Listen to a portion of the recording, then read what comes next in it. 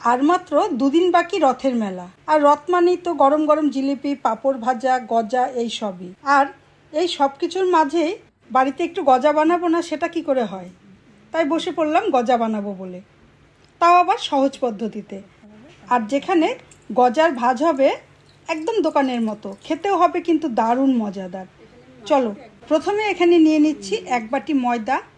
এখানে ময়দাটা 1 বাটির থেকে একটু বেশি আছে, এটা দিয়ে বেশ অনেক কয়েকটাই গজা বানানো হয়ে যাবে। এখন দিচ্ছি সামান্য লবণ আর বেকিং সোডা আর 1/2 বাটির মতো তেল ময়ামের জন্য। এবারে সমস্ত কিছু ধীরে ধীরে অনেকটা সময় নিয়ে ভালো করে ময়াম দিতে হবে। আর ময়াম যতটা ভালো হবে গজাটা কিন্তু ততটাই খাস্তা হবে। যখন দেখবে ময়াম দিতে দিতে ময়ামটা এরকম দলা পাকিয়ে যাচ্ছে, তখন বুঝবো যে ময়ামটা খুব ভালো হয়েছে। দেখো, ময়াম দেওয়া একদম রেডি। এবারে আমি অল্প অল্প করে জল দিয়ে ভালো করে ময়দাটি মেখে নেব। এখানে কিন্তু একবারে পুরো জল দেওয়া যাবে না, অল্প অল্প করে জল দেব আর ভালো করে একটি ডো বানিয়ে নেব। এবারে এটাকে একটু রেস্টে রেখে দেব কিছুক্ষণের জন্য। এদিকে কড়াইয়ে জল দিয়ে তাতে দিয়ে দিচ্ছি 1 বাটি চিনি। শিরাটা এবার ফুটতে দেব। এবার ফুটতে ফুটতে দেখো, মোটামুটি যখন শিরাটা আঠালোর মতো হয়ে যাবে আর ঘন হয়ে যাবে, তখন দিয়ে দেব সামান্য ফুড কালার। তবে এটা অপশনাল, তোমরা না চাইলে নাও দিতে পারো। ফুড কালারটি দিলে দোকানের মতন একদম কালার চলে আসবে। এবারে গ্যাস অফ করে দিলাম। এবারে ওই রেস্টে রেখে দেওয়া ময়দার ডোটি ভালো করে ডলে মোটামুটি মাঝারি সাইজের লেচি কেটে নেব। সবগুলো লেচি হয়ে গেলে এখন আমি লেচিগুলোকে রুটির মতো করে ময়দার গুঁড়ো দিয়ে বেলে নেব। এরপর এতে অল্প তেল ছড়িয়ে দিয়ে দেব ময়দার গুঁড়ো।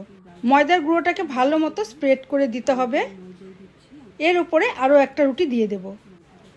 এভাবে আমি পরপর 5টা রুটি দিয়ে একটি লেয়ার বানিয়ে নিলাম। এখন আমি হালকাভাবে রুটিটাকে একটু বেলে নেব, যাতে লেয়ারগুলো একদম সেট হয়ে থাকে। এবার রুটিগুলোকে রোলের মতন করে একটু চেপে চেপে রোল করে নেব। রোল বানানো হয়ে গেলে টুকরো টুকরো করে নিচ্ছি। এরকম সাইজের মোটামুটি কেটে নেব।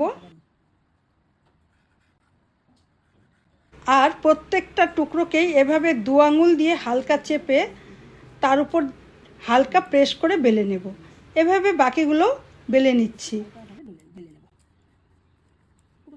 এবারে কড়াইয়ে তেল গরম হলে একদম হালকা আঁচে একটা একটা করে ভেজে নেব। তবে এখানে গ্যাসের ফ্লেম একদম লোতে রাখতে হবে, যাতে পুড়ে না যায় আর ভেতরটাও কাঁচা থাকবে না। মোটামুটি 15 থেকে 20 মিনিট ধরে একদম লো ফ্লেমে রেখে আমি সবগুলোকে ভেজে নেব।